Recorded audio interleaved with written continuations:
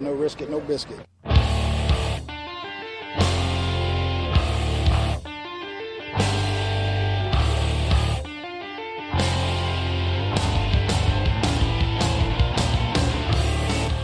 Coming from the Arizona desert, presented by SBNation.com.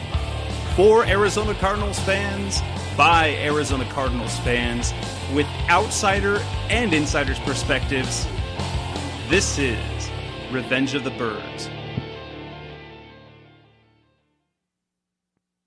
Arizona Cardinals fans, good evening. This is your host, Jess Root, for Revenge of the Birds Radio, and the show is back. We took 2 weeks off to let free agency settle a little bit, and, well, we've got some things to talk about tonight. So, welcome back. We'll have Seth Cox on the line as we normally do for our. We're usually a day late. Today, we're actually a day later. If you're listening live, of course, Revenge of the Birds Radio. This is the Arizona Cardinals talk for Cardinals fans by Cardinals fans. Brought to you by RevengeOfTheBirds.com from SB Nation, the best Arizona Cardinals site, community, and content combination you can find on the web. I personally do run the site, so most of the content comes from me. So I'm a little bit partial towards it, but you won't find a better group of Cardinals fans, intelligent Cardinals fans, passionate Cardinals fans as you will. Great discussion, great content on the web. And, well, there's lots to talk about since the league year began. The last time we were with you, we talked about the preview, what the Cardinals might look at moving forward, the positions they might address, players and whatnot. And we've got some news. So why don't we go ahead and get started with the headlines, the Cardinals and NFL headlines to start off the show. And if you would like to join the conversation, you can call in live at 646-478-3787. That's 646-478-3787. You can join us, talk to us on the line. Give us your comments, have your questions. Seth and I can discuss them. And if not, if you're listening to this via download, of course, you can also head over to RevengeOfTheBirds.com. We will have this posted to listen to on the site itself, and you can converse and comment with other listeners. You can comment on Facebook as well at Facebook.com/RevengeOfTheBirds, or also use Twitter. Twitter.com, and our handle for Revenge of the Birds is at Revenge of Birds. So let's get started with the headlines. Let's kind of go over what's happened in the past couple of weeks. What we do now, who have the Cardinals lost? The Cardinals have lost a few players to free agency. They did cut Darnell Dockett. He ended up signing with the San Francisco 49ers. We'll talk a little bit about them and the kind of the dumpster fire it appears it has become over there. They lost Antonio Cromartie. Antonio Cromartie signed a 4-year, $32 million contract with the New York Jets, teaming up once again with Darrelle Revis and joining former defensive coordinator for the Cardinals, Todd Bowles, who is now the head coach.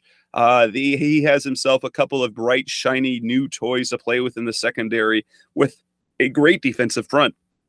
They lost nose tackle Dan Williams, who signed a 4-year contract with the Oakland Raiders.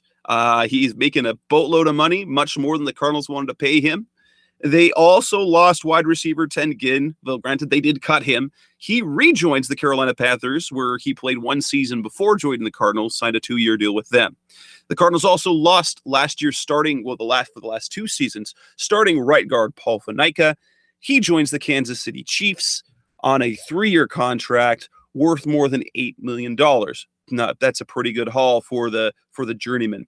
As we look at the team players that the Cardinals retained, they re-signed 3 players. They brought back long snapper Mike Leach for another year. They brought back Alameda Ta'amu, who was going to be a restricted free agent. They chose not to tender him. Was actually kind of a question whether he would return or not. They bring him back on a 1-year contract. They also brought back offensive lineman Bradley Sowell, who will supposedly, as of right now, will likely be the swing tackle once again. So that's who they re-signed. Who did they gain? They signed several players. They added, which was, I will tell you, a surprise to many. So the biggest addition was left guard, or guard. We're assuming he will be left guard. Mike Upati, previously of the San Francisco 49ers, 3-time Pro Bowler, gave him a 5-year, $40 million contract. They added Sean Weatherspoon, linebacker, formerly of the Atlanta Falcons. Had injury problems, signed a contract worth for 1 year, about $3.8 million. They added defensive lineman Corey Peters, also from the Atlanta Falcons. So they gutted the Falcons defense. They took pretty much the only decent players they had and brought them over here. Corey Peters joins the Cardinals on a 3-year contract worth a little more than $9 million rather, with incentives up to more than $11 million. Defensive lineman Corey Redding signed a 2-year deal. The veteran joins the Cardinals after a few seasons with the Colts, where he happened to play when Bruce Arians was offensive coordinator there.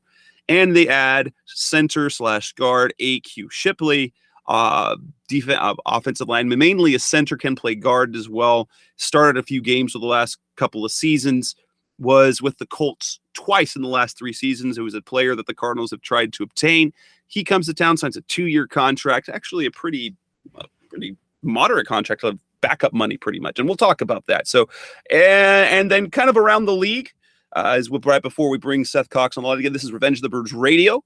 We're talking Arizona Cardinals football free agency. We're going to talk about Adrian Peterson. As the rumors have continued to swirl around and around and around and around without not actually sources or news, just lots of talk. Adrian Peterson reportedly still unhappy with the situation with the Vikings. The Cardinals reportedly have interest. There's been some talk of what picks could be tossed around. Larry Fitzgerald Sr. comes out with a report on Tuesday saying that he's done. Peterson is done, and that the Vikings are actually shopping him. That was the first we'd heard of that. The Vikings were actually shopping him before. They were just kind of sitting still on. Then it was just a bunch of speculation of where he could end up. 49ers have made some news as they had several players. They had a few players retire. They have Justice Smith retire. They had Patrick Willis retire. Then suddenly they had Chris Borland retire. They lost Frank Gore, who joined the Indianapolis Colts. And so you've got a San Francisco 49ers team that's kind of turned into what some call kind of a dumpster fire, as they lost Jim Harbaugh. So they hired Jim Tom Sula, and they're seeing all sorts of changes over there. But let's go ahead and start with our topics of the night. Again, the Revenge of the Birds Radio, talking Arizona Cardinals, free agency, and Adrian Peterson. That's the topic of the night. If you want to call in and give your comments, have questions, that'd be 646-478-3787. Again, thank you for listening live, if you are listening live, or listening via download, whether it be through iTunes, Stitcher Radio, the Blog Talk Radio community, or if you're listening through revengeofthebirds.com. Thank you. If you haven't joined already, head over to revengeofthebirds.com, become a member, join the masses of great Arizona Cardinals fans and read some great content, and become part of a great network of websites of FSB Nation. So let's bring Seth Cox on the line, as he has been waiting patiently to get through the headlines. Seth, how are you doing tonight? I'm good, Jess. How are you? Doing great. I hopefully we don't have any of those silly technical issues that we had the last couple of times. I think we got things squared away. It turned out to be just a personal error problem that I had with a computer setting. So let's avoid that. So let's avoid that on my part this time, since I'm supposed to be the guy that knows what he's doing. So we've got a lot to talk about, Seth. We got tons and tons and tons and tons, as the Cardinals signed a bunch of players. They lost a few players. So give us your take for this. The 5 players the Cardinals gained. So they gained Upati, they gained Weatherspoon, they got Redding and Peters and Shipley. Which signing do you like the best? I think you have to start with the defensive side. I know everybody's high on Upati, and I'll get to that in a second. But I think on the defensive side, you have to like the fact that they went quantity as well as possible quality. I know Corey Peters' agent, and I sent you the text he sent me. What was that? A couple weeks ago, they basically said, when I was talking on Twitter about how they were going to, there are some young nose tackles in the draft I liked, and he basically said that's not happening, and I wasn't bright enough to put 2 and 2 together, so and they ended up signing Corey to a really, based on what he could be if he's completely healthy, it's going to be a steal of a deal. Because the one thing he brings that Dan Williams couldn't bring is that 3-down ability where, he can kind of kick outside and be a 5 or 3 technique on certain downs. He can play that 1 or even the 0 technique on other downs. And, he's going to offer that versatility. And that's something I think we've heard a lot about from this Cardinals staff about what they want on defense. Corey Redding, same thing, basically taking the spot of Darnell Dockett in terms of ability and veteran leadership. You and I talked about last show for, the brief time we were on together. The promotion of James Betcher is fine, but they need that veteran voice that'll be in there and listen. And Redding knows Betcher, and Betcher knows Redding, and so that's going to be, kind of a nice match there. And then you look at Weatherspoon, and he's a guy that I know the Cardinals were high on when he came out of Missouri. I believe that was the draft after who did they draft that year? The Cardinals drafted Dan Williams that year, I believe. Yeah, they went Williams and who was the second round that year? I've got that up somewhere. So I know then even they had eyes on Weatherspoon. No, they had Washington. So they picked up Daryl Washington in that draft. Yeah, so I think they're they were thinking if Weatherspoon's there, we'll grab him. But Dan Williams, he went 17, 19, somewhere around that range to the Falcons because he's a really good ball player. All of these guys, Peters, Weatherspoon, even Redding to an extent because of his age, all of these guys are low risk in terms of salary compensation with high reward. And so I'm okay with that because I think they addressed a lot of the needs with a variety of different players that they got on a budget because, let's face it, they didn't have a ton of money to spend. And obviously we'll get to the Upati signing, but they were going to make a big splash with Upati, and so they had to kind of go quantity on the defensive side because they went high-end quality on the offensive side of the ball with Mike Upati. And I think that's kind of what they're going to hang their hat on. I know everybody's got their hopes up for Adrian Peterson. You and I have talked personally, via text a lot. And I've said from the outset that the person I know that knows the Vikings well told me that it was going to cost the Vikings or the Cardinals a 2. And it wasn't even like that's what the Cardinals are willing to do. It was the Vikings have a price in mind and they're not going to budge off it because they have no reason to, and so that was their whole thing. Whether the Cardinals are actually willing to offer that or any of the other hoopla, we'll get into, but going back to Upati, I think their goal and, kind of what Steve Keim wants to do is he wants to preserve this window with Palmer and Fitz by basically giving Bruce Arians no excuse not to run the football more. And the excuse the last couple of years was simply the offensive line wasn't really that good. We we're happy with Jared Beldier and he was great, but the interior offensive line was, pretty trash. And I don't mean that in a negative way, but it's just honest. And they basically switched all 3 interior offensive line positions at this point, and those are hopefully upgraded.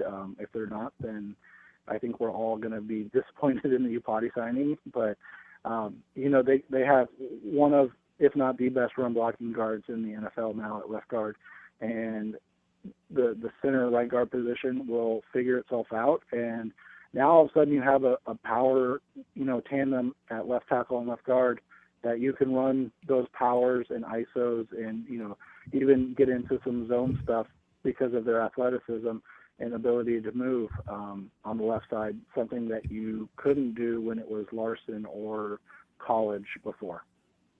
And getting to the signing, so what I really liked is kind of the approach to it. And we'll talk about Mike Upati. And again, this is Revenge of the Birds, right? If you want to call in, give us a talk.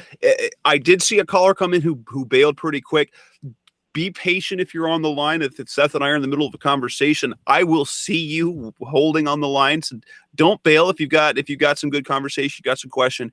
Feel free to jump in. Stay on the line, and we'll get to you. I promise. I can see when you're in there. I saw one guy I didn't get a chance to screen before he came on, but it was really an interesting mix of how the Cardinals went about things.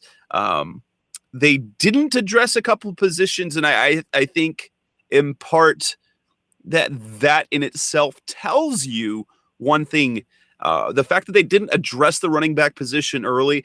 Darren Urban for azcardinals.com wrote a piece not too long ago about the running back position, the different options they have, whether it's draft a guy early, draft a guy late. There is a crop of running backs that many believe will be drafted in the first 3 rounds up to about 12. By this time last year, the Cardinals had already signed Jonathan Dwyer, so they had already addressed the position. The fact the Cardinals didn't address the position, I think, does point to one thing very clear. They really are thinking about Adrian Peterson. No matter what reports are coming out that they're not that interested, they are seriously thinking about it. Otherwise, they would have addressed it because they don't have a veteran in that room. They don't have a single veteran in that room. Their experienced guys happen to be Andre Ellington and Stephon Taylor, and they're 2 seasons of experience. So it tells me right there, the fact that they did not address the running back positions tells you they are really thinking about Peterson. That doesn't mean they're going to do it, but they're going to address if the Peterson thing doesn't happen, they will address running back. They didn't land a pass rusher, which is a little bit disappointing, but at the same time, it's understandable because, Jason Worlds ended up retiring, so that dried up the pass rushing pool a little bit, and they had their eyes set on Brian Orakpo. He ended up signing for big money and potentially really big money in Tennessee, and the Cardinals simply just lost out on that. Whether they would have paid that price and paid him that much money is a different story. But really, they had their eyes set on Orakpo, thinking they could land him, and probably would try to get him on a budget, probably on a kind of a bargain deal that they've kind of been doing. But you have to like the things that they've done. They went out, they said, we want to add speed at linebacker. They added Sean Weatherspoon. They wanted to get more physical in the offensive line, particularly the interior. What do? They picked up 2 guys. They picked up a guard. They picked up a center who can play guard as well. One of them being a big-time offensive lineman, and another who's had some success, who's graded out pretty well, and is a good guy because is a guy that the Cardinals have targeted. Then they add on the defensive line. They really do a good job of replacing their losses of Dan Williams and Darnell Dockett, adding a pair of players, like you said, in Peters and Redding, who are not particularly one-dimensional. Dan Williams, very much one-dimensional player, but really good at what he did. Darnell Dockett, a little more versatile, but if you look at his grades, like his Pro Football Focus, his grades when it comes to the run are not good. So he seemed to be a bit more, you could call it one-dimensional. He was a much more disruptive player than some people give credit for him. But you got positional versatility. Redding and Peters both can play across the defensive line, so they can fill an array of molds and of roles. And at the same time, on a defensive line, when there was a whole bunch of youth and uncertainty between Teamu, between Kareem Martin, as we'll talk about, that's a thing to come up later. I haven't written about that Mike Drake brought up. He might not even see time on the defensive line next year. He may bump him outside. You've got Ed Stinson coming off injury, and you've got Josh Morrow. That you have created a situation where you've got a good mix of veteran, younger veteran, and youth. And you put this youth in a situation where they have absolutely no guarantee of them making the roster, and they're not even real necessarily counting on them. It would be nice. You really can't complain about a single thing that the Cardinals did. I forgot to mention one of the things the Cardinals lost. They cut ties with Lyle Sunline. That was an understandable move. A sad move for the players in the locker room. A bummer for him as well, but it gives him a chance to land somewhere else. I was going to ask you about that real quick. When you made a post on Revenge of the Birds about Lyle and how kind of all the players reacted to him being cut, do you think that was surprise, or do you think that was just like sorrow? Like, did you feel? I felt like the players were actually surprised that he got cut. Like he was going to be back, which I mean, we're not in the room and all that stuff, but I felt like that was an obvious one. But maybe, I mean, like I said, we're not there every day. To me, it felt like it was the writing was on the wall that it was likely going to happen. But at the same time, I think it was more not necessarily surprised that a veteran was cut, more of the shock that a team captain was cut, and because he is Senline really well respected in that locker room. He has been the leader of that offensive line, and that transitions now. That this now becomes Jared Valdeir's offensive line. He is the leader in that group now, and if Upati will be there, but he's new. Senline was, I mean, Bradley Sowell is like, wow, it was shocked, and there was another Watford as well. They were, I think it was a mix of shock that it would happen. It really kind of made it real for them. Yes, Darnell Dockett got cut, but he didn't play last year. But for that particular room, it made the NFL business real, because I'm sure they felt that Lyle had a good year. They know that he played through injury. It seems like every single year you hear from an offensive lineman that there is an injury that never was reported on the injury report that they played through most of the year. Eric Winston, in an interview I had with him, talked about you could kind of see the first half of the season he battled through a calf injury, and that kind of coincided with his struggles a couple of years ago. While Senline played hurt all much of last year, as he missed time during training camp as well. I think it was just a case where the end of the business of the NFL became real, and so there is sorrow, there is shock, and it isn't necessarily a surprise like, oh my gosh, I can't believe that happened. It's like, wow, that can happen.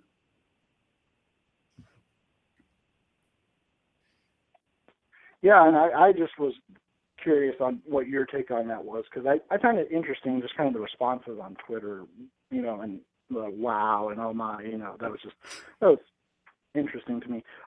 The one thing you hit on that I just wanted to comment on real quick was Arakpo. I think you were right. They wanted Arakpo. I think that was obviously once Wardless retired, that was kind of their last shot. And you wonder how much that contract with Tennessee had to do with Wardless actually retiring, because that's an awful lot of money for a guy that hasn't been healthy forever. Yeah, at the same time, you look at he did have the track record. I mean, I hemmed and hawed about that. I kind of went back and forth if you look at the injury. But if you look at his production after his first torn pec, he came back and had a great year. But then he tore the other pec last year. So he's shown, yes, he got hurt 2 out of the last 3 years, but it was a different muscle. And we've seen players come back from that sort of thing, and it shouldn't, at least with the muscle tear, it shouldn't come back. It's not like a joint or ligament or those type of injuries. Those muscle tears tend to be more freaky and take care of themselves. But you saw the production before, you saw the injury, then you saw a comeback where he played really well. The fact of his age and his skill set come into play. And to be honest, in part, the World's retirement, I'm sure had something to do with it, because the supply was down. So the supply of pass rushers was down. But to be honest, I preferred Arakpo to Worlds. Worlds hasn't been a particularly, I mean, he's a Pittsburgh guy, but he hasn't been a fantastically productive outside linebacker in terms of pass rush. Arakpo gives you that, but I think he was able to get more money, as is why it took so long, is the fact that he had Arizona in his back pocket. So Tennessee felt pressure, because now granted, it looked like he wanted to be there, but he was scheduled to come out to Arizona. Cardinals obviously wanted him, and I have no idea, but I get the feeling that the Cardinals probably wouldn't have ponied up that much money. Maybe, I mean, they showed they're willing to do it. That they did that with Valdeir a year ago. They did it with Upati now, but it kind of became clear that Arakpo was the guy they wanted. because you never heard any chatter about Hughes coming over. Of course, he re-signed fairly quickly. All the Justin Houston thing, that was all speculation. There's never going to be any serious, because it hasn't happened in 15 years where they go after a guy who's been franchised. And then you've got Greg Hardy, but that's a headache in itself, and he landed himself with Dallas just now. So you've got a bunch of unproven guys, and they had interest in some other guys, Brooks Reed. But when you look at the production, they weren't high-end pass rushers. There's nothing proven there, nothing really any better than what they had. No, and I think the word was kind of out on the Cardinals. I mean, it's going to sound negative, but it's really not, that they're not looking to break the bank on anybody. I mean, I'm sure if Justin Houston would have been available, they would have, been willing to break the bank. But I mean, like you said, Brooks Reed. I mean, are you really going to go offer him $8 million a year or whatever? No. The word was out. So I mean, nobody literally even came here to visit.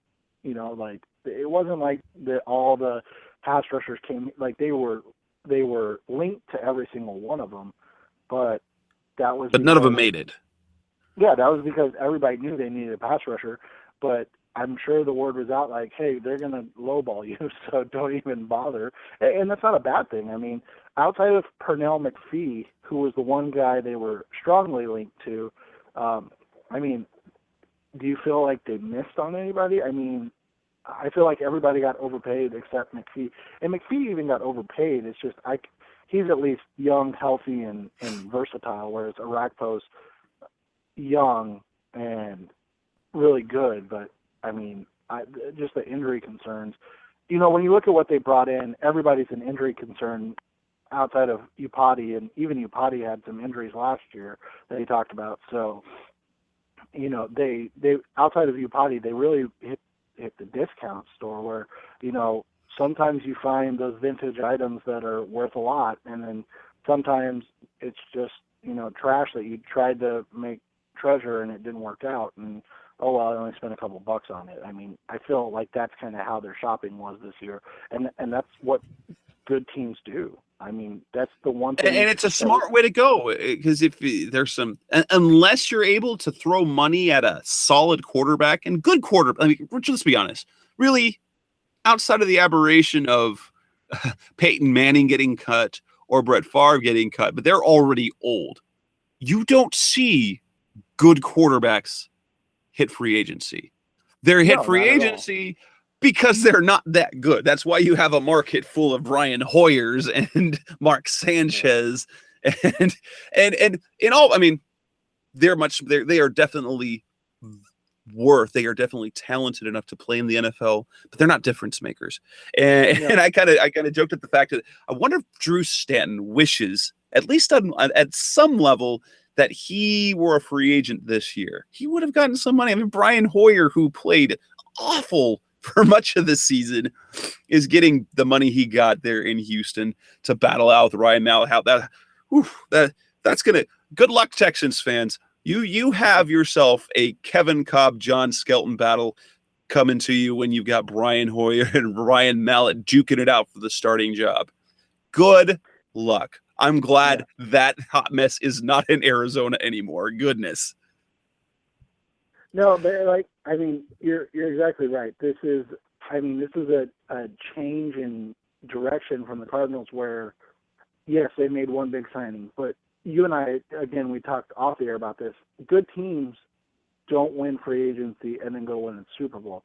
Good teams win in the draft and pick up a part or two in free agency. I mean, you look at the Patriots, they picked up, Darrelle Revis for a season. It wasn't like they got Darrelle Revis to a, 5-year, $120 million contract. I mean, it's very rare that teams that win the free agency period actually go out and perform. And it's because they're further away than just, signing all these names. And I feel like the Cardinals are finally in a spot where they don't need to go sign all these names. They can get one big piece, Upati.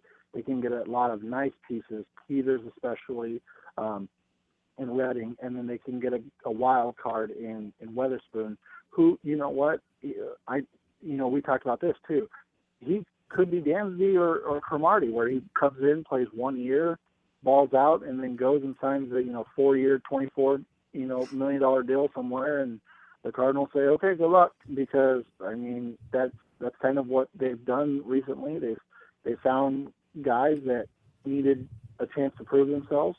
They did it in a very dynamic defense, and then they left and they took the paydays. And eventually that might catch up to the Cardinals, but right now it hasn't. Let's talk a little bit about let's talk about the Upati. Let's kind of move to the big one, the signing Upati.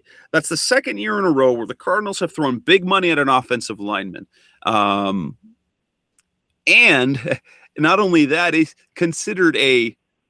not considered another team's trash. It's not a Darren College sign. Very capable offensive lineman, but he was an offensive lineman that a championship team was willing to part with. So you keep that sort of thing. The Cardinals brought back Levi Brown after they cut him on a. It wasn't a horrible contract, but it was definitely more than you would think they would try and sign them for. Now, granted, in part that had to do the market change. The free agent market changed in 2013 because that year the cap was flat, so veterans kind of there were a lot of veterans that got signed to really small deals. The past couple of years, the money came back because the salary cap went up. But if you look at the Cardinals have thrown big money, and that's because they haven't had the time to draft. Keim has been said he wants to build the lines. He's doing that. You add Jared Valdir, you add Mike Upati, draft Jonathan Cooper. We're going to talk a little bit about them. You've got a Bobby Massey, and so they are doing themselves. They're giving Carson Palmer protection, and this is the kind of thing I see as well. When you don't have a franchise quarterback, you have to make your team strong enough that if you get a journeyman or a placeholder, that they can be successful. So 2, 3, 4 years down the line, when they've still got this solid offensive line, if Logan Thomas doesn't work out or they're good enough where they don't get a draft really high, they could go with the Drew Stanton or pick up another veteran Carson Palmer-ish type quarterback and roll with him for a year or two and have success until you can find that actual franchise guy. And it's not a bad way to go. Now, the Upati signing is interesting for a couple of things. For one, they paid him a lot of money. 2, he's really good at run blocking and questionable on pass blocking, although there's some numbers. I mean, he did a better job with Alex Smith than he did with Colin Kaepernick, whatever that has to do anything, at least grade-wise. And he didn't break his foot last season. He said he broke his foot in the championship game the previous postseason and was feeling lingering effects. So he didn't participate in OTAs. He was trying to catch up in training camp. And in fairness, if you look over the last half of the season, the way the Pro Football Focus grades go, he had much better second half than he did a first half. They paid him a lot of money. He's obviously good at what he does. Assuming he can not get hurt, he stays healthy or gets healthier. The thing that stood out to me is the position he plays. Is the fact that they drafted who they thought he was, Alan Faneca type Hall of Fame potential left guard in Jonathan Cooper. And then they throw big money at a guy who's going to play his position. That says a lot to me. They're not counting on. I know they want him to develop and they expect him to do good things, but the fact that they threw big money at a guy who plays his position, they're now saying, Cooper, you play right guard. Instead of when he come up, okay, we're going to move Darren College, the veteran, to the right side because Cooper's played on the left side, then that's better. Now they're saying, nah, Coop, you're going to have to prove yourself on the right side. Well, yeah, and I think what happens with that is that you look at Upati and you say, okay, you have a guy that, an all-pro, and then you have a guy that played in 2 games in his career. So, yeah, we're going to put the all-pro at the left guard spot, and you can battle it out with A.Q. Shipley and Ted Larson and Earl Watford and Anthony Steen for the right guard or center position. And if you don't make it, well, then, we'll figure it out. But I mean, you look at what they did, you hit the nail on the head. And something that you and I have talked about on the show before, Bruce Arians has like zero patience for injured players, none whatsoever. Fair or not, that's just his personality. He doesn't do well with the injured players. I think that's why. Or especially he doesn't mind injured players as long as they're busting their butt to come back ahead of time. Yeah, well, that's what I mean. Is like you saw Tyrann Mathieu come back ahead of schedule. You hear these reports all the time about Carson Palmer being ahead of schedule and things of that nature. And the two guys that have, you were waiting to hear about and you wondered about, Ryan Williams and Jonathan Cooper, you never heard anything in the offseason, and all of a sudden, they're getting reps with the second team, and they're, and Teamo too. Teamo too. Like he was ahead of schedule. He just fell. He just disappeared. Yeah. So I mean, so the Upati thing is, you hit it on the head. They're like, well, Jonathan Cooper, you are now just one of the guys. We still would like you to work out because you're the first pick in this era, but you're just one of the guys now. Like you're not going to get the Upati Valdir treatment. Probably not even the Massey treatment. Like he's got to go compete with a bunch of guys. I mean, when I say A.Q. Shipley, Ted Larson, Earl Watford, and Anthony Steen are competing with Jonathan Cooper, that's really sad. That's really a sad state because you've got Larson, journeyman, Shipley, barely a starter, mostly backup. You've got a 4th-round project, and you've got a second-year undrafted player that this prime number 7 pick is battling, and there shouldn't be any question, but there is. Yeah, and so with Upati, what it does is, like I said earlier, I think it creates it's kind push towards, okay, we did it your way the first 2 years. We had a ton of success, 21 wins, in the first 2 years. But we saw the first season that it was about finding the rhythm and the timing in the passing game, and that took a lot of time. And then once it developed, it was great, but it was too late. And then in year 2, we saw, well, you relied so heavily on the pass that your starter had a freak injury with the nerve, and then blew out his ACL, and then your backup got killed. So let's maybe look at running the ball more. And you know what, Bruce? I'm going to give you a great offensive line, and that's what they're trying to build. Whether they end up being great or not, that's another story. But the names that are there right now, I mean, if you look at it, Valdir is one of the top 10 left tackles in the NFL. That's a statement that the Cardinals have never been able to say. They have a top 5 left guard in the NFL. They have a top 10. They have an above-average right tackle who run blocks quite well. Yeah, they have a top 10 pick who should play on the interior, and they, like you said, Bobby Massey is an above-average, probably top 15, maybe top 12 right tackle who can run block. They're built to run the ball all of a sudden. So, I think that was Kimes' pushback of, and this is something that we've talked about. They stay in their lanes, yes, but Kimes going to build the roster that he sees is the best for not just 2015, but also 2017, like you talked about. Like, this isn't, okay, we're going all in 2015. This is, we're going to build a roster that can compete in 2015, 2016, 2017, and whereas Bruce Arians has to go, okay, 2015, that's all that matters right now. So I think that's what this Upati signing is. We're not going to wait on Jonathan Cooper to see if he can figure it out. We're going to get a guy that for probably 3 more years at least, where he's guaranteed that money, is going to be one of those top 5 to 7 left guards in the NFL. So we should be good.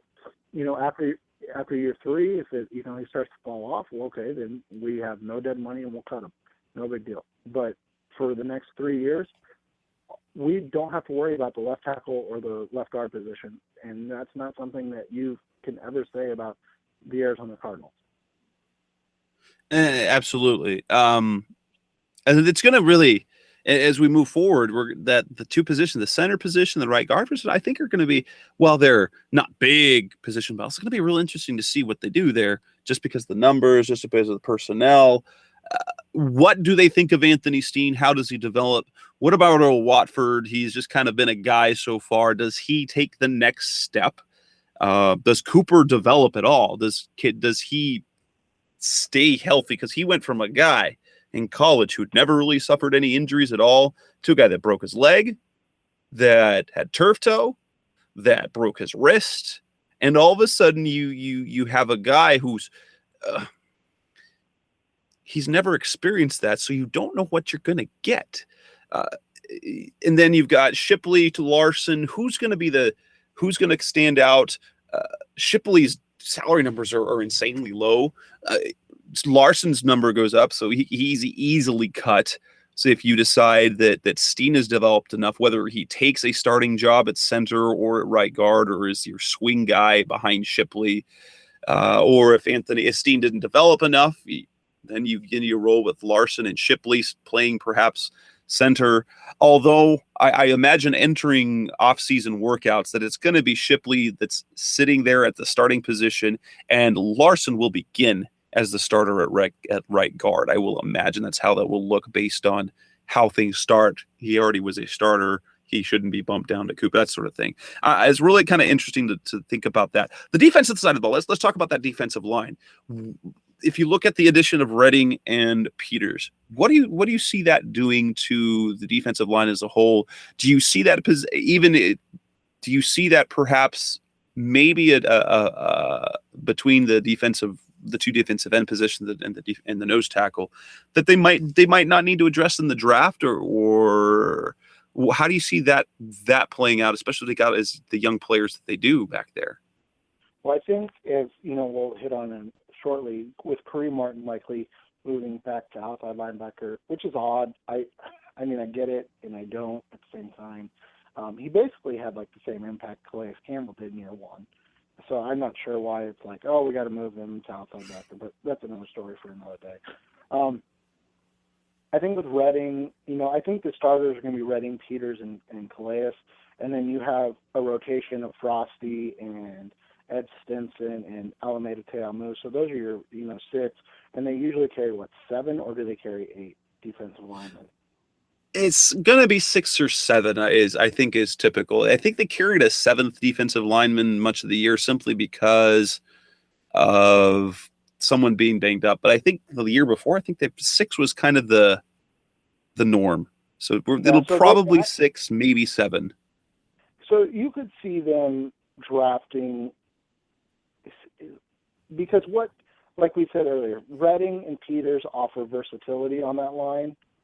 So you could see them drafting a guy that can play pure nose, or, a guy that's more of a tweener, like outside backer, defensive end, which seems to be what they really want. Like going after Pernell McPhee this year, and was it Mike Neal last year that they went after that was from Green Bay? Yes, it was. So it was kind of same body type, and a guy that I'm writing about tonight. There's guys like Preston Smith and guys whose name I can't pronounce in the draft that played at UCLA that, kind of do the same thing. I think you could see them do it that way, but I'm not sure if they're going to go add anybody else that's like a pure, 5-tech or a pure nose tackle, just because I think Redding and Peters give them the versatility to do multiple things. The one thing I'll say is I think with the signing of Peters and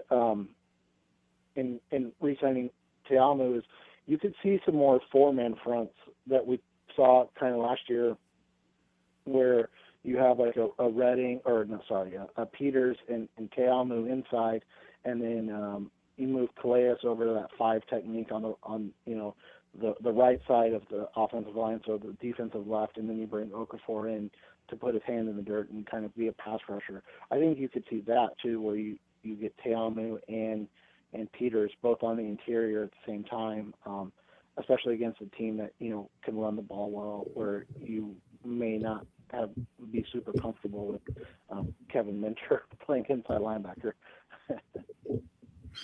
That's something to talk about. We're going to talk about in just a second too. I see Teamo as more of an insurance policy. I see the Cardinals very well could add a player. I think Josh Morrow is kind of on the block. I think he only makes that roster and the 53-man roster through injury. I think he was an intriguing player. I think he gets bumped. I think they like Stinson up, but again, a 5th-round player. You got several good games out of him. If he doesn't work out this year, it's no big deal. But I think you have to kind of count on Stinson. Maybe, Kareem Martin should be there in the mix. And if they draft a guy who can play inside, I think that's where you're going to see Teamu fighting for his life on the roster. He's got a good spot on the roster as a potential to be a really solid nose or to be good depth. But if they draft a guy, say a Carl Davis or something like that, then he's kind of put on watch. Hey, guess what? Your spot, and the fact that they brought him back, they didn't tender him, so obviously he was brought back on less than the $1.5 million that he was going to get paid with the low tender. So he was brought back basically on almost nothing. No money's guaranteed. So Teamo's on the chopping block to me. Morrow's on the chopping block, and at least the defensive line spot for Kareem Martin might be on the chopping block, as they might bump him back out. Just maybe in the whole Kareem Martin thing, I think it might have more to do with he really didn't show anything a year ago. No sort of real potential on a few plays, but since they see him more as a better pass rusher, then or maybe it is moving towards a 4-man front. I mean, that might be it. Where he plays more the 5 tech there that they do. So if they're looking to add pass rush, hopefully they develop Okafor more, and then maybe Martin can give them something, and they didn't need to sign that guy. Well, and I think that's part of it that you kind of hit on, that they have a good, in theory, they have a good 6-man rotation where, Martin's not going to play because, like you said, he didn't really show anything. Josh Morrow showed more, so why, I understand he was a 3rd-round pick, but you can't get caught up in where these guys came from. Yes, you want your draft picks to work out, but just because they were draft pick doesn't mean if they don't show you anything in the practice, and obviously he showed nothing in the games to warrant playing time, that, you keep pushing him out there, whereas Morrow did have one really nice game. He didn't really see the field much after that, but he did show nice games. So, I think to your point on Martin moving back outside, allegedly that could be that they are kind of worried about what's going on at outside linebacker. So maybe it's just time to get him reps out there in the offseason and get him used to doing things from the outside backer position. Because they are drafting 24, and like you said already, the edge rusher market kind of dried up quick with a lot of, bigger numbers for lesser players. So maybe that was their plan. We'll take a swing at Arakpo and Worldless, and Worldless retired, and Arakpo signed a ridiculous deal. So okay, well, Kareem, you're going to play outside backer throughout the OTAs in the offseason because we need you to get reps. And then, if a guy falls to 24 or we find somebody at 55 or 54, whatever it is in round 2, then maybe we'll move you back down and let you get some reps inside. But for now, based on what the team has in terms of just depth chart at edge, outside backer, it probably just makes more sense for him to be there and to get those reps and kind of get familiar with it, because honestly, if you're going to identify one weak spot on the team outside of that running back position that we talked about earlier, it's edge. It's the edge. They don't have anything. Alex Okafor was nice, don't get me wrong, but he's not you don't want to count him as to be your elite guy. It should have been Abraham Okafor. That's what it was supposed to be a year ago. Yeah.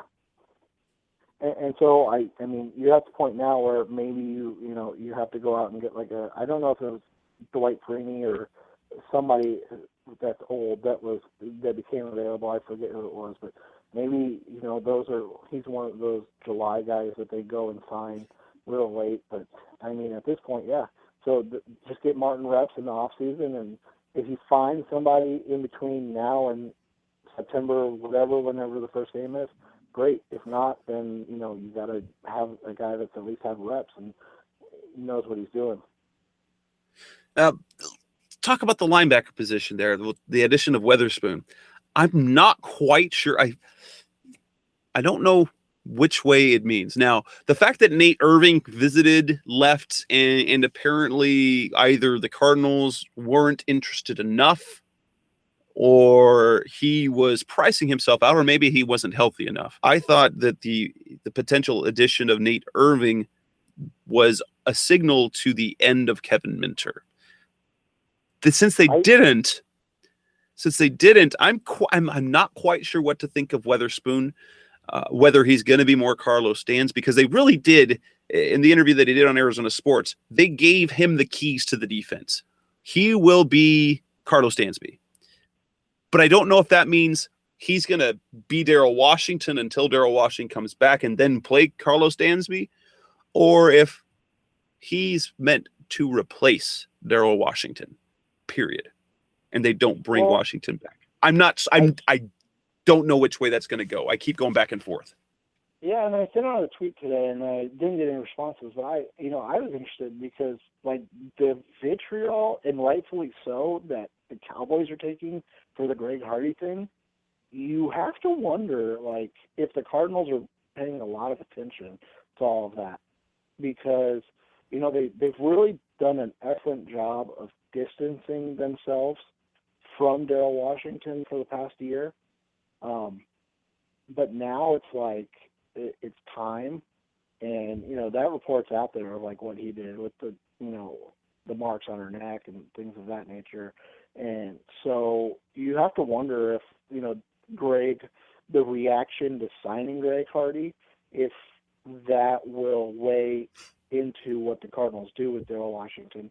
But I sent you this text, and I stand by this.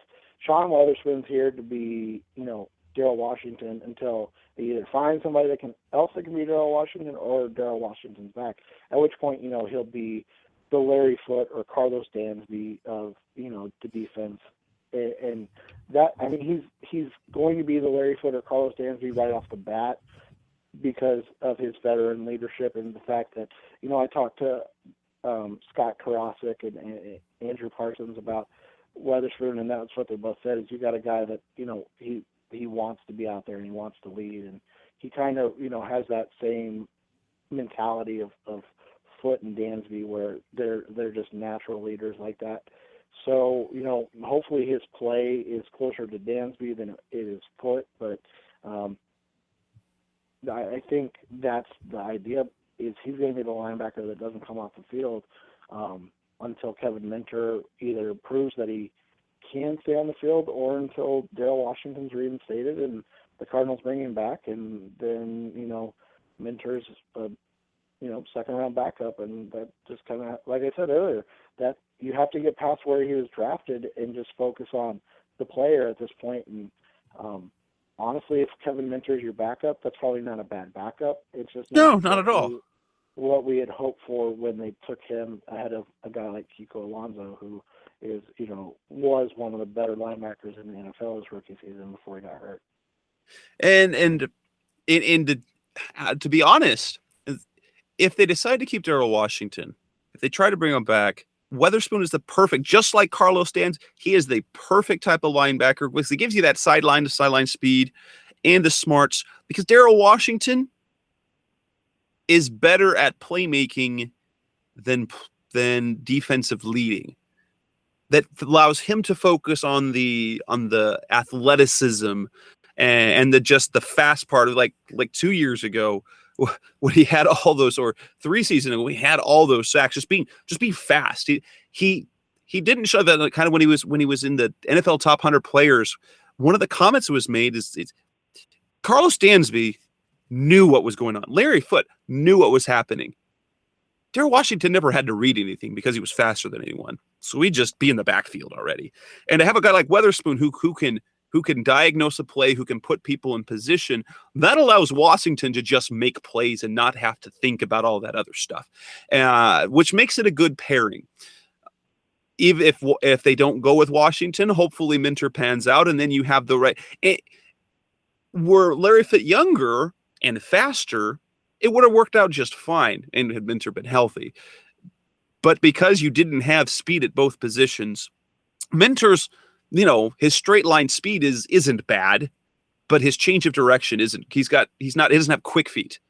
And with Weatherspoon, you get the speed, plus that you still get that compliment that they wanted Minter to be to Washington. You've got the speed with Washington, you've got the thumper with Minter. You get that still with Weatherspoon Minter, as opposed to Foot Minter, who Foot was smart but was more thumper than anything else, simply because he didn't have the foot speed anymore. Yeah, and I think with Minter, you have a downhill linebacker who may have been drafted out of position to play in a 3-4, especially where Todd Bowles asked so much of their inside linebackers, to be able to scrape and move. Weatherspoon, Washington's a freelancer. He's kind of like a jazz musician who is able to just kind of riff with everybody, whereas these other guys are like studio musicians who come in and they play along with the rest of the whatever's asked of them, the band. At that point, that's kind of how I view those guys, and Minter hasn't really figured out if he's either yet. So Minter's like a 12th grade trumpet player at this point, so he's got to figure out how he's gonna fit into this whole scenario, because Weatherspoon can be a guy that makes the big plays, but he plays well within the defensive scheme. Whereas, like you said, Washington can freelance and make huge plays. Yeah, he'll give up some plays, but he can make huge plays because he's just that much better than everybody else. So he's so much more athletically gifted than everyone else in the field. Yeah, so it's just one of those situations where you have to know that inside linebacker is still a need. And the fact that they brought Nate Irving in to, kind of check that out proves that it's a need. So maybe they look for a guy like Shaq Thompson or Eric Kendricks in the draft who covers linebackers, who can match up with a Jimmy Graham now that they'll face twice a year. Or maybe, they have a head nod of what's going on with Darrell Washington. So they're like, okay, we'll just let this play out, and then we'll bring him back after 2 to 4 to 6 games and let him be the guy he is. And hopefully in that time, Minter develops into a consistent 2-down backer, and then after a year, Weatherspoon can, move out and we'll be fine. But, it's just a weird scenario with a lot of moving parts still. So I think as we get closer to the draft, we'll be able to hear more if inside linebacker, is still in play. But I think the fact that they brought Nate Irving in says that it is still in play, and it's something that they're thinking about. And let's talk about the guys that left. For me, are they going to miss any of these guys? Lyle Sinley, they will miss. I think they're going to miss Lyle Sinley, but not for the same reasons. It'll take a little bit of an adjustment as the leadership turns over to Veldier and Upati. Maybe a little bit to Bobby Messi. I don't know. If you look at some of the other players, Dan Williams, they did very well. The Cardinals did very well to soften the blow for the loss of Dan Williams and the loss of Darnell Dockett. I don't think they've lost anything from either of those. Now the rush, the run defense individually I think it's a net negative, little bit negative, but the fact that both players can get to the passer kind of negates that, because Dan Williams was very one-dimensional. I don't think it was a pipe dream to ever think that Antonio Cromartie was coming back. So while they'll miss him, he was, as we said several times, he was a luxury in that defense a year ago. And we're going to have to roll with whether Justin Bethel or Gerard Powers or somebody they draft. I don't know. But I don't think there was anyone who really thought that Cromartie was ever going to be back. So they were where they were 2 years ago when they had a pretty good defense. So Yeah, and I think you and I, talked about it that Crow was going to be out of their price range. I mean, I asked the question when I think it was Brandon Flowers of San Diego re-signed, and he got what, $8.5 million. I'm like, there's no way that Crow's getting under 8 at this point a year, which you and I knew. I mean, from the jump, that I think the Cardinals were offering 5, right? Like, I think that's the number we were told, 5 or 6. So I mean, you can you can say whatever you want about loyalty and playing for a championship, but I'm sorry, if you offer me $3 million more a year over 4 years, that's I'm gonna go play. Yeah, I can go cry myself to sleep with wiping my face with the money that I'm saving because I didn't win a championship. And honestly, I mean, it wasn't a bad move because that's a really intriguing. Well, you don't think they're really going to compete in that division in terms of what they do defensively. Crow loved Todd Bowles. He likes Oh what yeah, he gives. He loved Todd Bowles. He's paired up back with Darrelle Revis. They've got a great defensive front. That's going to be a fun defense to watch, and it's going to be a fun defense for him to play for. So they will be competitive if they get any sort of quarterback play. yeah, and so I think Dan Williams, like you said, Corey Peters was a good signing to soften the blow, with the upside to be a great signing. I mean, obviously health is the main thing with all these guys they signed on defense, but Sinline, I don't think like you said, you're not losing anything in terms of on-field play. Maybe line calls, but I mean, unless the guards miss the calls, then Sinline, I hate saying it like this, but I mean, 2 quarterbacks went down under his watch, basically on free passes, on free blitzes not free blitzes, but free runs from the interior offensive line. I mean, both those injuries came from Palmer having to move because of interior pressure and Stanton having to run and got sacked because of interior pressure. So, those are calls that you and I won't know if they were made, but it looks like they were missed. And who that's on is anybody's guess. But I don't think from an on-field standpoint it's going to be a huge miss. I think he and Dockett are similar in that vein where you're not really going to miss what they did on the field, but you're definitely going to miss their leadership and what they brought, to the huddle and especially to the locker room where they were respected. Now, in terms of guys that we have that are still out there in the market, Rob Hauser, Sam Acho, Marcus Bernard, handful of guys. Do you think any of those guys will make it back? I personally don't get the feeling. While Hauser might be a nice addition if he's cheap, it doesn't look like any of them are coming back. Maybe Bernard, just simply because he's more on that back end of the special teams. I just don't get the feeling that any of these guys, unless it's getting closer to OTAs and training camp, that they'll be back. I don't think they will be. Except for one, I'm going to talk about that in a second. But there's one player I think might be back. It'll be a surprise, but it wouldn't surprise. I don't think they're coming back. I mean, maybe Sam Acho if they can't get somebody in the draft and they're like, well, we just need somebody. I mean, that we can trust, and we don't like any of these other guys out there. What it tells you, and I know there's like a lot of good players or average players, maybe good, I don't know, that are still out of the market, but none of these guys are like commodities. It's all now, all right, who can give us the most bang for our buck? So Acho, Bernard, Hauser has been, kind of shopped around to a couple teams, but I think he's asking for too much money based on what he's actually never, produced. So, Finline's been a free agent for about a week now, and I don't think I've heard any teams have even called him. So, I mean, we'll just see. I just don't see anybody. I mean, like maybe Acho late in the process, if post-draft he's still available and they didn't get anybody early that they wanted to, they probably could bring him back because he's not a terrible player, and he knows the system, so it would probably be good to have somebody like that.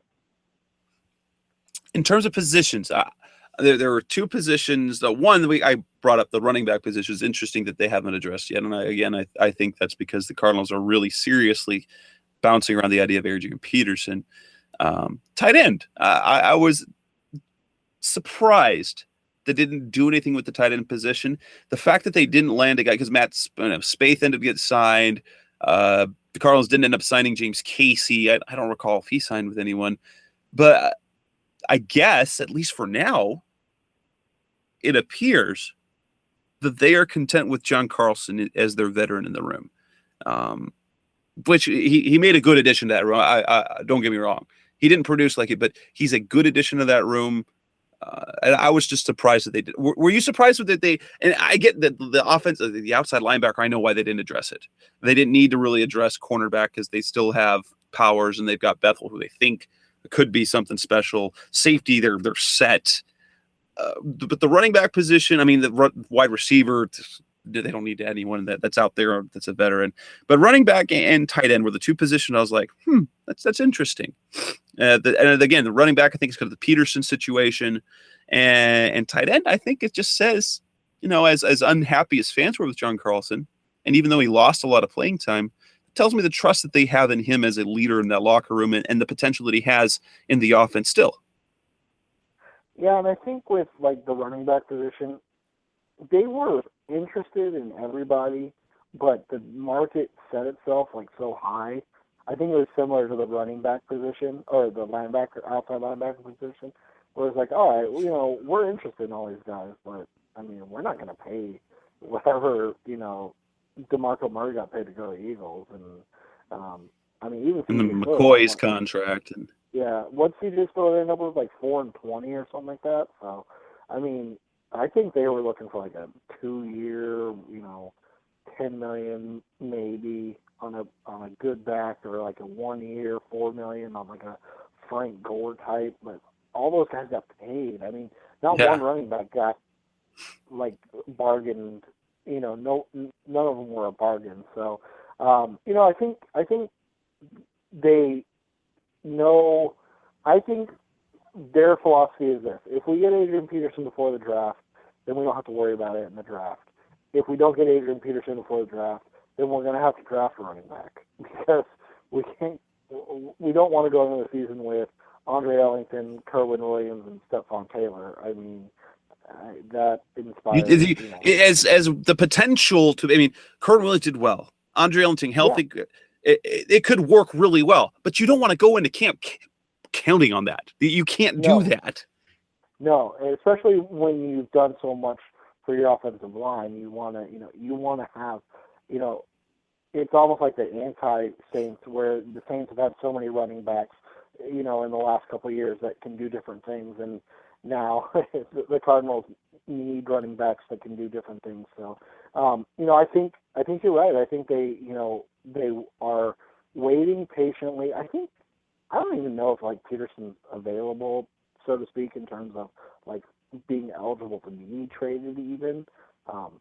So they may be waiting till that appeal date on April 15th or whenever it is before anything's actually done, because then that's 2 weeks before the draft, and then okay, well, that didn't work out, so we'll focus on the draft, and we got guys that we can look at in rounds 1, 2, and 3, and so if we find one that we like there, then we'll pull the trigger. If not, then we'll start to pick through these vets that are kind of still sitting on the sidelines. But I think you're right. Peterson's obviously the first option. The alleged cost of a second rounder, it makes sense. As much as people are oh, Brandon Marshall went for 2/5 to the Jets or whatever. Peterson's on a different level. He really he's on a different level. Well, and Jimmy Graham went for a first. I know they sent Max Unger too. So they sent a Pro Bowl caliber center and a first round pick to the Saints for a tight end. Who had a big contract too, mind you. Yeah. That doesn't happen a whole lot. No, yeah. So exactly, if you're thinking that you're going to get Peterson for like a 5. The Brandon Marshalls or the Carson Palmer. I've seen that floated like, oh, they'll get him for what they got Palmer for. It's not happening because the Vikings don't have to trade him. That's what people don't get. Like, the Vikings have no, unless it's what they want in their terms, which, like I said, from the beginning, I talked to somebody that I trust that knows the Vikings, and they said their terms are a second-round pick. That's what they want, and if that's true, and they want him. I mean, and from all reports that come out, is that Peterson, when push comes to shove, he'll show up because he wants to play and he wants to be paid. So even if he doesn't like the situation, he's still going to show up. Well, yeah, because he's not going to not make $14.5 million next year. I mean, exactly. They're dumb, and then there's just like asinine, and that's one of the things where like, all right, well, I'm not happy with the way you didn't support me in this situation, but I'm not unhappy enough to not make $14.5 million. So I'll come in and make that much money and be a little pissed off at you guys for this season or whatever. I mean, let me come on. This is something I want to get out there because it's probably something that won't be terribly popular. But I think more and more, the more I think about it, I think this is going to happen. I've said this a lot. It's something you notice, and I've noticed, and I've written a lot about it. I don't know if everyone believes in this sort of thing, but I believe it's the way that Bruce Arians wants to have his positions. You need a veteran in every single room. Cardinals get Adrian Peterson. Cool, you've got that. Now, the Cardinals don't get Adrian Peterson. Based on the backs that are out there, I'm going to put it out there. I think Jonathan Dwyer will come back. I think he'll be back. I mean, a lot of people say, no, there's no way. He still, based on tweets that he's had between back and forth, he and Tyrann Mathieu, he still considers himself a Cardinal, even though he doesn't have a contract. He's still an Arians guy. The deal that he got ended up being got down to probation, or there was no jail time.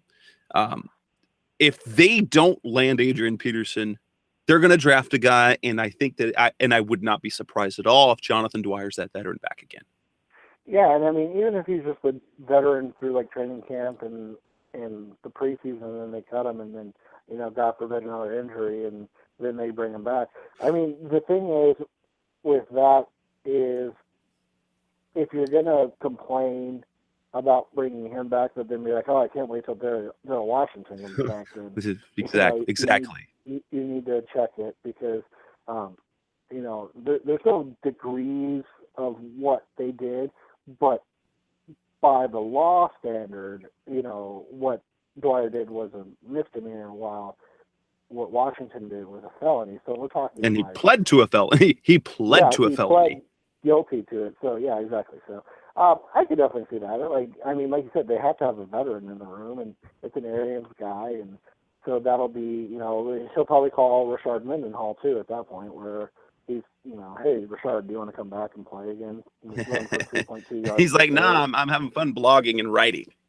Yeah. So, but no, I could definitely see that where he comes back on the same type of 1-year deal for what was it, like $800,000 or whatever. Yeah, just veterans minimum, something small.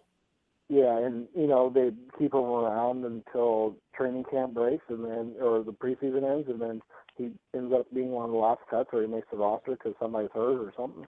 Yeah, I could definitely see that. Well, we've kind of hit the end of our topics, and this is something that listeners, Seth's going to be happy.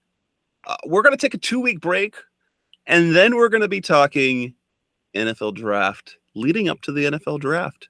Seth Cox is going to be a happy man, and you're going to hear much more from him than you're going to hear from me because he is draft guy. I'm pretend I know what I talk. There's guys I like, and I'll look more into it. But Seth's all about the draft all year long. I'm about the draft about the last month before the draft. So Seth is well prepared. I'll be kind of prepared. So we're going to be back in 2 weeks. You're going to hear a happy Seth, unless there's some other strange news that we're going to have to bump draft talk. But what I think we're going to do is we're going to kind of break down. We're going to go over some position groups over the next. Come back in 2 weeks. We'll talk about some of the position groups, the prospects there from, you know, top of the draft to the bottom of the draft, things to look at. And we're gonna pick Seth's brain, and we're gonna talk a lot of rookies. How does that sound, Seth? Sounds great, Jeff. All right. Well, we've come to the end of another Revenge of the Bruins radio show. We had no technical difficulties this time around, so hallelujah for that. Congratulations for me for figuring things out. Thanks for listening as we close in on, you know, hour 15 minutes of Cardinals talk. If you made it to the end, you rock. Thank you for listening live. If you did so, if you've listened via download, please make sure to subscribe to iTunes or Stitcher Radio, or make sure that you become a member of edgeofthebirds.com, where I always post those shows. So you'll get to hear that at any time that there is a new show. Seth, thanks for being on as always. That's Seth. I'm Jess. Thanks for listening to Revenge of the Birds Radio. We'll be back in 2 weeks. Have a good night, everybody. You've been listening to Revenge of the Birds. Keep the conversation going by visiting revengeofthebirds.com. Follow us on Twitter at Revenge of Birds. You can also find us on iTunes at facebook.com/Revenge of the Birds.